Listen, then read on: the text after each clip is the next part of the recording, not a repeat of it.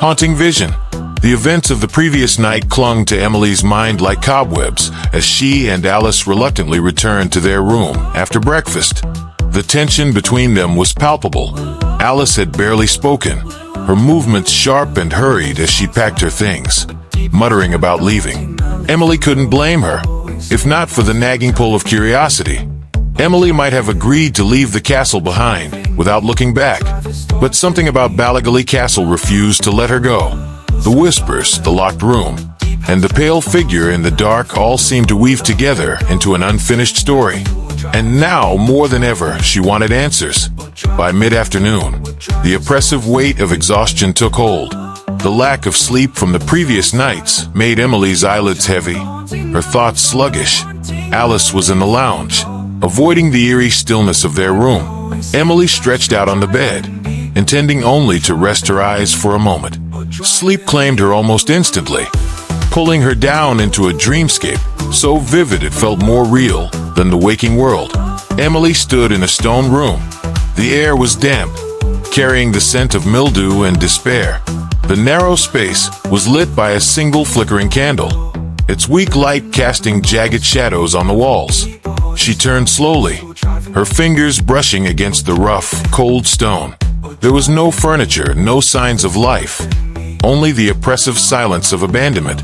And then she heard it, a soft, muffled sobbing, the sound of a woman in despair.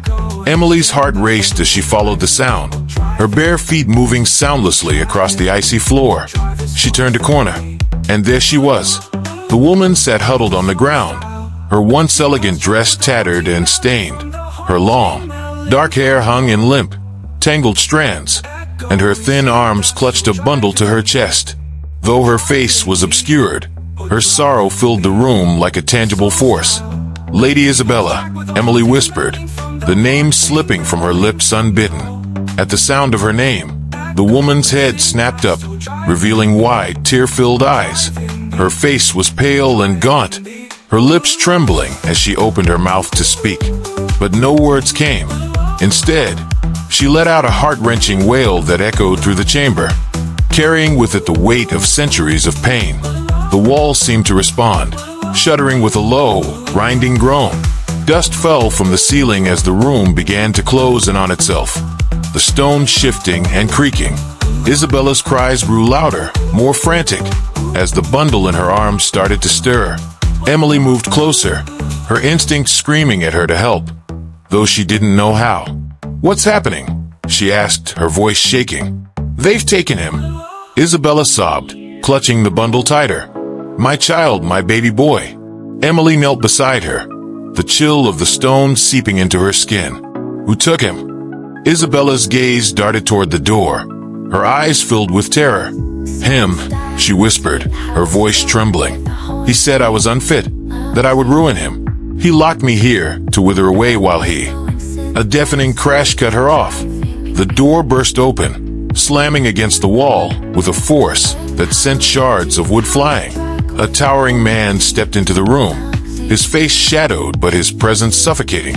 He carried an air of cold authority, his movements deliberate and cruel. "Michael Shaw," Emily breathed, though she didn't know how she recognized him. "You'll not corrupt the boy with your weakness." Michael spat, his voice like the grinding of iron. He took a step forward, and Isabella recoiled, clutching the bundle as though it were her lifeline.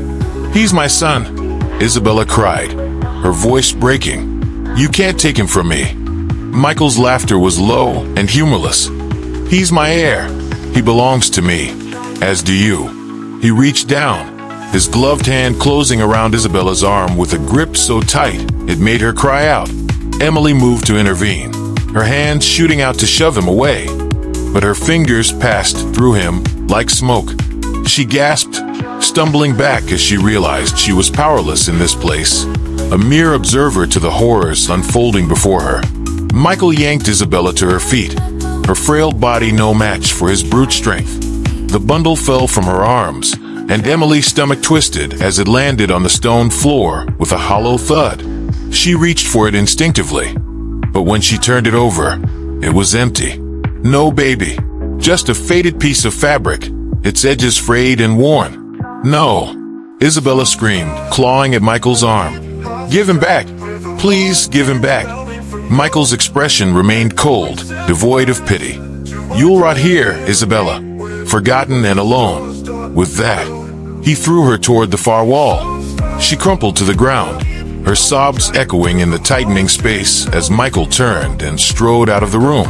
The door slammed shut behind him, plunging the chamber into darkness. For a moment, the silence was absolute. Then came the scratching. Faint at first, it grew louder, more frantic, as though dozens of claws were scraping against the walls. Emily pressed herself against the cold stone, her heart pounding as the sound closed in from all sides. Isabella's sobs faded, replaced by a low, guttural growl that seemed to emanate from the very walls themselves. Emily turned toward where the woman had fallen, but she was no longer there. Instead, a shadowy figure loomed in her place, its form shifting and writhing like smoke caught in a storm. The figure turned toward Emily, and she felt its gaze pierce through her. Its eyes burned with an unnatural light, and its mouth twisted into a ghastly grin. "Run," it hissed, its voice a chilling echo that reverberated through Emily's very bones. She didn't need to be told twice. Emily scrambled to her feet and bolted for the door, her breath coming in ragged gasps. The wall seemed to close in on her, the space shrinking as the scratching grew deafening. She reached the door and threw herself against it, but it wouldn't budge. The shadow was closing in now, its form stretching and elongating, its laughter ringing in her ears. Emily clawed at the door, desperate to escape, but it was as though the castle itself was holding her prisoner. Just as the shadow's hand reached out to engulf her, a blinding light filled the room, and Emily woke with a start. Her chest heaved as she sat up in bed, drenched in sweat. The room was quiet, the only sound the faint rustling of the wind outside. Alice was still asleep, her form motionless under the covers. For a moment, Emily thought she might have imagined the whole thing, but then she glanced down at her hand. There, clutched tightly in her fingers, was a piece of frayed fabric, its edges worn and faded. Phantom's cry. The morning sunlight streamed weakly through the narrow window of their room, but it did little to dispel the oppressive atmosphere of the castle. Emily sat at the writing desk, the scrap of fabric from her dream lying before her like an accusation. She hadn't told Alice about it yet. She wasn't sure how. Every time she tried to bring it up, her words dried up, as though the memory itself resisted being spoken aloud. Alice, for her part, had seemed intent on ignoring the previous night's events. She insisted on visiting the castle library to look for books about its history. Emily suspected it was less about research and more about avoiding their room, but she didn't argue. Anything to keep Alice from fleeing the castle entirely. It was just past noon when Alice first heard the sound. She had been pacing the library, scanning the dusty shelves for anything remotely useful, when a faint, high-pitched cry cut through the silence. At first, she thought she'd imagined it, an auditory trick of the castle's many drafts. But then it came again, clearer this time, the unmistakable wail of a baby. Alice froze, her breath catching in her throat. The sound didn't belong in this place. The library, with its towering bookshelves and faded tapestries, was suffocatingly silent. She turned slowly, her eyes scanning the dim corners for the source of the noise. "Emily," she called, her voice barely above a whisper. But Emily wasn't there. She'd gone back to their room to collect her notebook, leaving Alice alone in the library. The crying came again, louder now, and Alice's pulse quickened. It seemed to be coming from somewhere nearby, but no matter where she turned, she couldn't pinpoint its source. The sound was strange, unnatural even. It didn't ebb and flow like a real child's cry. Instead, it was constant, relentless, a sound that burrowed into her skull and made her teeth ache. Alice took a hesitant step toward the door, her footsteps echoing on the stone floor. The crying continued, leading her down the hall and toward the staircase that spiraled up to the turret. She stopped at the bottom of the stairs, her stomach churning. The turret. It was the one place she had sworn she wouldn't go again. But the sound persisted, tugging at her with a strange urgency, against her better judgment. She began to climb. The air grew colder as Alice ascended the narrow staircase, her hand trailing along the rough stone wall for balance. The crying seemed to grow louder with each step, echoing off the walls in a way that made it impossible to tell where it was coming from.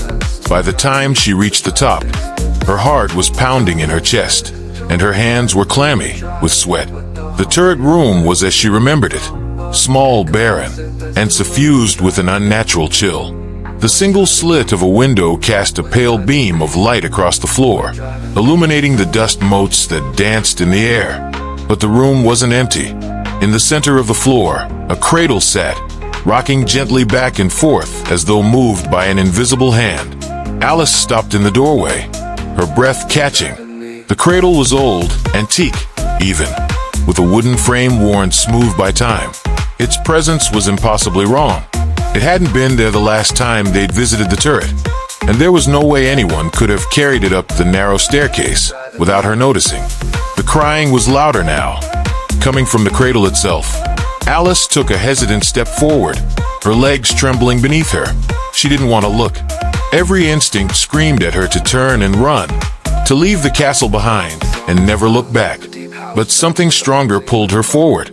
When she reached the cradle, she hesitated, her hand hovering above the edge. The crying had stopped.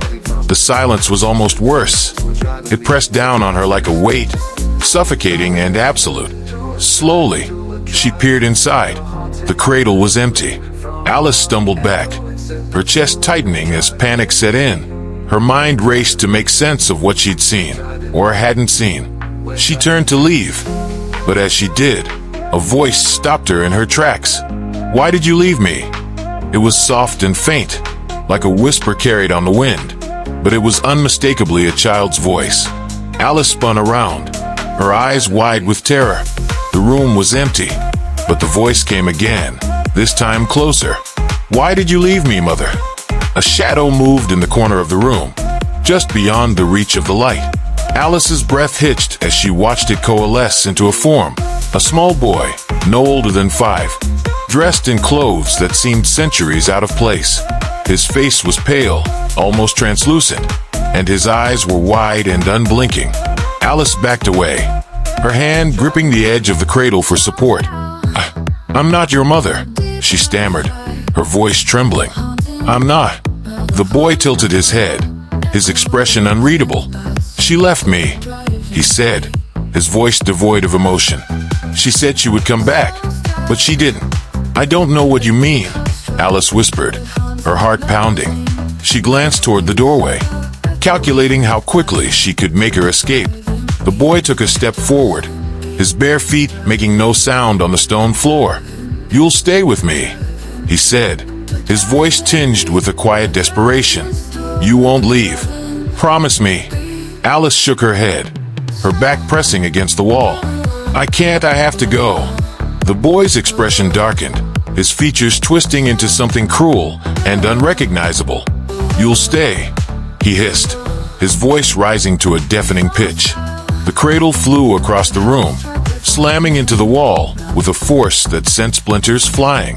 The window shattered, and a cold wind howled through the room, carrying with it the faint sound of Isabella's scream.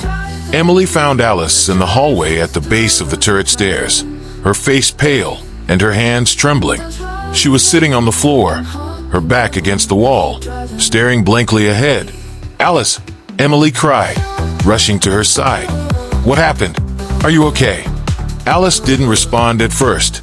Her eyes slowly focused on Emily, and she opened her mouth to speak, but no words came. Instead, she shook her head and buried her face in her hands. Emily helped her to her feet, her mind racing with questions. But as she glanced toward the turret, she noticed something that made her blood run cold. The cradle was back. It sat at the top of the staircase, its frame intact, rocking gently in the breeze that carried the faint sound of a child's cry. Historical discovery. The library at Ballygally Castle was a grand yet oppressive space, its towering bookshelves stretching to the arched ceiling like skeletal fingers. Dust hung thick in the air, and the faint scent of parchment and decay lingered in every corner. The room was lit by a series of antique wall sconces, their dim flames barely enough to chase away the heavy shadows. Connor O'Leary, a local historian, adjusted his wire-rimmed glasses as he flipped through a crumbling ledger. He had spent years documenting the murky histories of Northern Ireland's haunted places, but Ballygally Castle had always been an enigma. Now, sitting in its ancient library, he felt as though he were on the verge of uncovering something monumental. The castle's written records were as fragmented as its crumbling walls. Half of the ledgers were illegible. Their ink faded to pale ghosts of letters. Others had been partially consumed by mold, leaving jagged black scars across their pages. Connor sifted through them methodically, his gloved hands careful not to damage the delicate paper. Hours passed in silence. He was about to give up when his fingers brushed against a hidden compartment at the base of one of the shelves. The panel slid back with a soft click, revealing a small leather-bound journal. Its cover was embossed with an ornate design, and though it was worn, the name etched across its surface was unmistakable: Michael Shaw. Connor's pulse quickened. He carried the journal to a nearby desk, lighting a candle to illuminate its fragile pages. The handwriting within was angular and precise, the ink surprisingly well preserved. It began with a date, 1641, and an entry that made Connor's breath hitch. October 3rd, 1641. They do not understand. My wife weeps, her feeble heart broken by the child's cries, but she is blind to the greater purpose. The boy is my legacy, my immortality. I will not allow him to grow weak under her indulgent care. A man is forged in fire, not coddled in warmth. The alchemist in Carrickfergus has opened my eyes to truths beyond the veil of mortal comprehension. He speaks of transmutation, not of gold, but of the soul. A man need not submit to the ravages of time. I will become eternal, unshackled by death. For this, the child must be protected from the taint of his mother's weakness. She has served her purpose, but her influence ends now. Connor leaned back in his chair, the words swimming before his eyes. The implications were horrifying. Lady Isabella's imprisonment had not been an act of cruelty born from jealousy, as local legends suggested.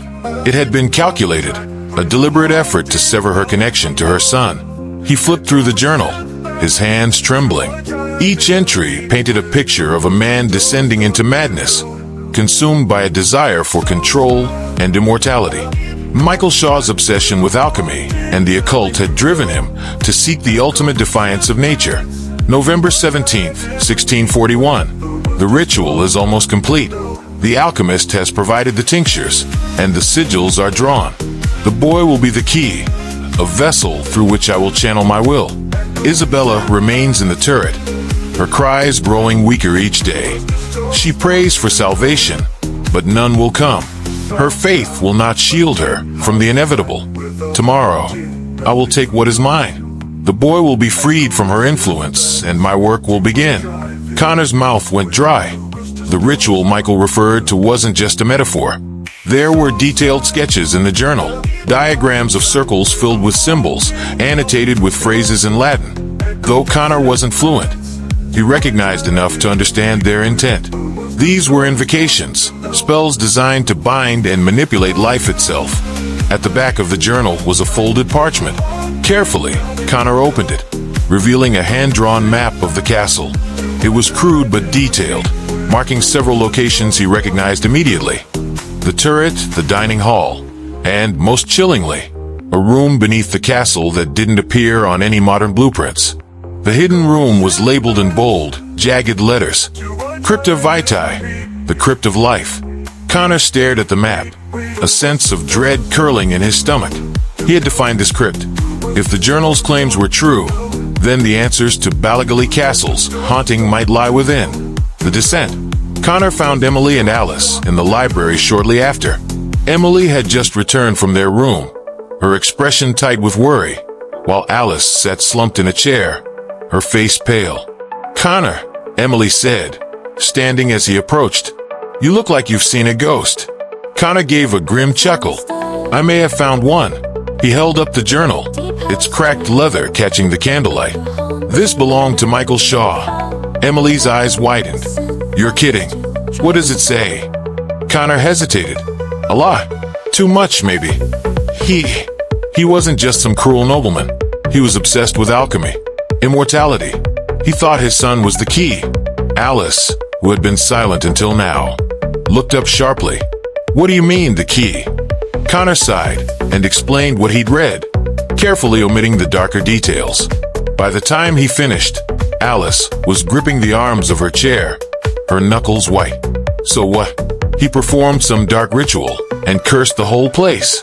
Alice asked, her voice laced with sarcasm, but tinged with fear. Maybe, Connor said. There's more. The journal mentions a crypt beneath the castle, a hidden room. I think we need to find it.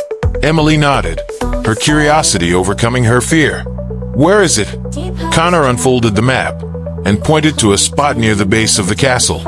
If this map is accurate, there's an entrance near the dining hall. Alice groaned. You're not seriously thinking of going down there, are you?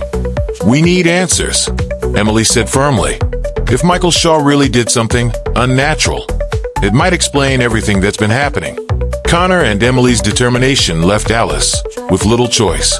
Reluctantly, she followed them as they made their way toward the dining hall. The castle was eerily silent, its usual creaks and groans absent, as though it were holding its breath. They found the hidden entrance exactly where the map indicated, a loose stone panel at the base of the wall. Behind it was a narrow passage that sloped downward, its walls lined with ancient, rusted sconces. The air grew colder as they descended, and the faint scent of earth and decay filled their nostrils. At the end of the passage was a heavy iron door.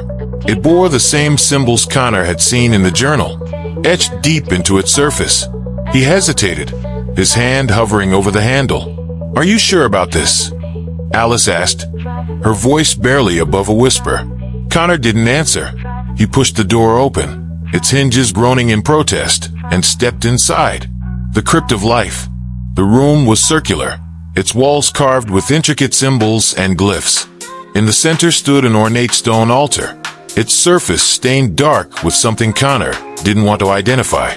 Surrounding the altar were broken shards of glass, remnants of what might have once been vials or jars. The air was thick, almost suffocating, and the faint hum of energy made the hairs on Connor's arms stand on end. Emily stepped forward, her flashlight sweeping over the walls. It's like something out of a nightmare. Connor nodded, his gaze fixed on the altar. As he approached, he noticed something carved into its base. Pro animarum immortalitate, for the immortality of souls. Alice stood frozen at the doorway, her arms wrapped tightly around herself. I hate this. I hate all of this. Before anyone could respond, a low, guttural sound echoed through the room. It was faint at first, but it grew louder, resonating in their chests. The temperature plummeted, and the light from their flashlights began to flicker. Connor turned toward the sound, his heart pounding. From the shadows beyond the altar, a figure began to emerge.